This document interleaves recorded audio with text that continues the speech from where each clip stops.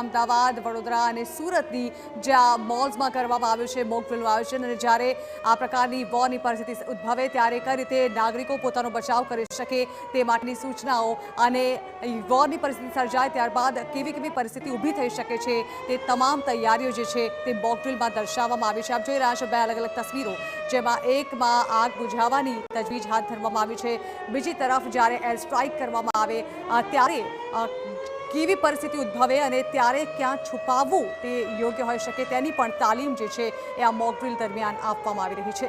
ઉલ્લેખનીય છે કે રાજ્યના વિવિધ જિલ્લાઓમાં મોક ડ્રીલનું આયોજન કરવામાં આવ્યું છે, જેની શરૂઆત આજે સાયરન વગાડીને કરવામાં આવી, જેમાં પહેલી સાયરન થકી લોકોને નિર્દેશ આપવામાં આવ્યો કે અત્યારે આપણે બચવાનું છે, ભયમાં છીએ, અને ત્યારબાદ બીજી સાયરન જે છે તેનો એ સંદેશ હતો કે હવે પરિસ્થિતિ કાબૂમાં છે। હાર્દિક, જે પ્રમાણે મોક ડ્રીલનું આયોજન છે 3 અલગ અલગ ઝોન વાઇઝ અલગ અલગ શહેરોને વહેંચવામાં આવ્યા છે અને કુલ 18 જિલ્લા જ્યાં મોક ડ્રીલનું આયોજન હાલ થઈ રહ્યું છે તેની શરૂઆત થઈ ગઈ છે।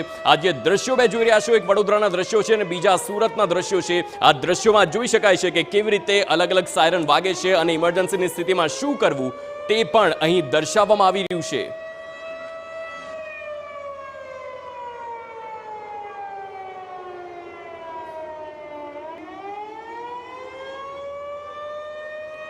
તો સંવાદદાતા જિગ્નેશ પટેલ અમદાવાદથી છે। જિગ્નેશ, આપ કયા વિસ્તારમાં અને ત્યાં હાલ મોક ડ્રીલનું શું આયોજન?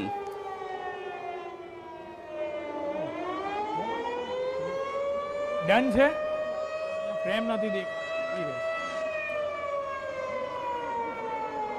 જી જિગ્નેશ, આપ અમદાવાદના કયા મોલમાં છો? હાર્દિક, જે રીતે મોક ડ્રીલનું આયોજન કરવામાં આવ્યું હતું, આ મોક ડ્રીલમાં અલગ અલગ વિભાગના તમામ વ્યક્તિઓની એક તાલીમ થાય, સાથે જે મોલમાં રહેલા જે કર્મચારીઓ છે તેમને પણ એક તાલીમનો અનુભવ થાય તે પ્રકારની આ મોક ડ્રીલનું આયોજન કરાયું હતું। પેલેડિયમ મોલ ખાતે આ મોક ડ્રીલનું આયોજન કરાયું હતું, જેમાં એક બે નહીં પરંતુ સંખ્યાબંધ વ્યક્તિઓની અવરજવર રહેતી હોય છે અને આ જ અવરજવર દરમિયાન લોકોને મોટી સંખ્યામાં કઈ રીતે રેસ્ક્યુ કરવા તેની એક આ તાલીમનું આયોજન કરવામાં આવ્યું હતું। કલેક્ટરની સૂચનાથી આ આયોજન કરાયું હતું, સાથે જ ફાયરની ટીમ, આરોગ્ય વિભાગની ટીમ સહિતના તમામ વ્યક્તિઓ હાજર રહ્યા હતા। જે ઉપરના દ્રશ્યો હશે કે જે સ્પષ્ટપણે દેખાઈ રહ્યા છે કે તમામ મોલ છે તે મોલમાં રહેલા તમામ વ્યક્તિઓને બહાર કાઢી લેવામાં આવ્યા હતા, રેસ્ક્યુ કરવામાં આવ્યું હતું। અડધો કલાક માટેની આ જે મોક ડ્રીલ હતી તે કરવામાં આવી હતી, જેમાં આખો મોલ કઈ રીતે ગણતરીની મિનિટમાં ખાલી કરી શકાય અને ઇન્જર્ડ વ્યક્તિને કઈ રીતે હોસ્પિટલ સુધી વહેલામાં વહેલી તકે પહોંચાડી શકાય તે બાબતની આ મોક ડ્રીલ હતી। ગ્રાઉન્ડ ફ્લોર તેમજ ફર્સ્ટ ફ્લોર બંને જગ્યાથી બે વ્યક્તિઓને રેસ્ક્યુ કરવામાં આવ્યા હતા કે જેમને હોસ્પિટલ ઇન્જર્ડ હોવાના કારણે તેમને સારવાર અર્થે સોલા સિવિલ હોસ્પિટલમાં મોકલી આપવામાં આવ્યા હતા। આ ઉપરાંત જોઈએ તો ફાયર વિભાગે જે બિલ્ડિંગની પાછળની ભાગમાં આગ લાગી હોય તે પ્રકારનું એક સ્ટ્રક્ચર ઊભું કર્યું હતું અને તેમાં વહેલામાં વહેલી તકે કાબુ મેળવવામાં આવે તે પ્રકારનું એક કહી શકાય કે આયોજન કર્યું અને તેમાં આગ બુઝાવવા માટે સમગ્ર ટીમ કામે લાગી હતી। બીજી તરફ જોઈએ તો જે મોલ છે તે મોલમાં મોટી સંખ્યામાં લોકો આવતા હોય છે અને એટલા માટે જે દુશ્મનના દેશના જે મિસાઇલ્સ હોય છે તે આવા જ એરિયાને ટાર્ગેટ કરતા હોય છે કે જ્યાં વધુ પડતી ભીડ રહેતી હોય, અને એટલા માટે મોલમાં આ પ્રકારનું આયોજન કરવામાં આવ્યું જેથી કરીને આ મોક ડ્રીલમાં વધુમાં વધુ ભીડ ધરાવતા એરિયા પર કઈ રીતે કામગીરી કરી શકાય તે પ્રકારનું આયોજન હતું। મહત્વપૂર્ણ બાબત એ છે કે મોલમાં આવનાર વ્યક્તિઓ અલગ અલગ જગ્યાઓ પરથી આવનાર વ્યક્તિઓ રહેતા હોય છે, તેમને બિલ્ડિંગમાંથી સુરક્ષિત રીતે કઈ રીતે નીચે ઉતારવા તે પણ મહત્વની બાબત છે। જે આ મોક ડ્રીલની વાત કરીએ તો પેલેડિયમ મોલ થલતેજ ખાતે જે આવ્યો છે તેમાં એ પ્રકારની એક વ્યવસ્થા ઊભી કરાઈ હતી કે જો કોઈ પણ આતંકી હુમલો કરવામાં આવે, કોઈ મિસાઇલ જો મોલ પર આવી પડે તો આખરે કયા પ્રકારની બચાવ કામગીરી કરવી, અલગ અલગ વિભાગના વ્યક્તિઓએ કયા પ્રકારની કામગીરી કરવી, તે ફાયર હોય, હોસ્પિટલનો સ્ટાફ હોય, એમ્બ્યુલન્સનો સ્ટાફ હોય કે પછી મોલમાં કામ કરતા કર્મચારીઓ હોય, આ તમામ વ્યક્તિઓને કેવી રીતે કામગીરી કરવી, પોતાની કામગીરી કરવી તે બાબતની એક મોક ડ્રીલ કરવામાં આવી, જેમાં સફળતાપૂર્ણ રીતે લોકોને જી બિલકુલ જિગ્નેશ, આપણી સાથે રોનક પણ જોડાયા છે। રોનક, ક્યાં ગયા છો આપ? સ્પોટ કયો છે અને ત્યાં શું કાર્યવાહી થઈ રહી છે, કેવી ગતિવિધિઓ? લાગી ચૂકી છે અને તેની સાથે સાથે જે મોક ડ્રીલ છે તેની શરૂઆત થઈ ચૂકી છે। આપ સીધા જ દ્રશ્યો જોઈ રહ્યા છો પિરાણાના પાવર ગ્રીડ ખાતેથી કે જ્યાં આગળ વિશેષ એક મોક ડ્રીલ છે તેની શરૂઆત છે તે થઈ ચૂકી છે। સૌપ્રથમ જે ઇમરજન્સી સાયરન છે 2 મિનિટનું તૂટક છે તે વગાડવામાં આવ્યું અને તે સાયરનની સાથે જ જે જુદી જુદી એજન્સીઓ છે તે અહીંયા કામે લાગી ચૂકી છે। ખાસ કરીને જે પાવર ગ્રીડ છે તેને દેશનું મહત્વનું જે સ્થાન છે તે ગણવામાં આવે છે। મહત્વનો વીજ પુરવઠો છે તે આ સ્થાન પરથી પસાર થાય છે।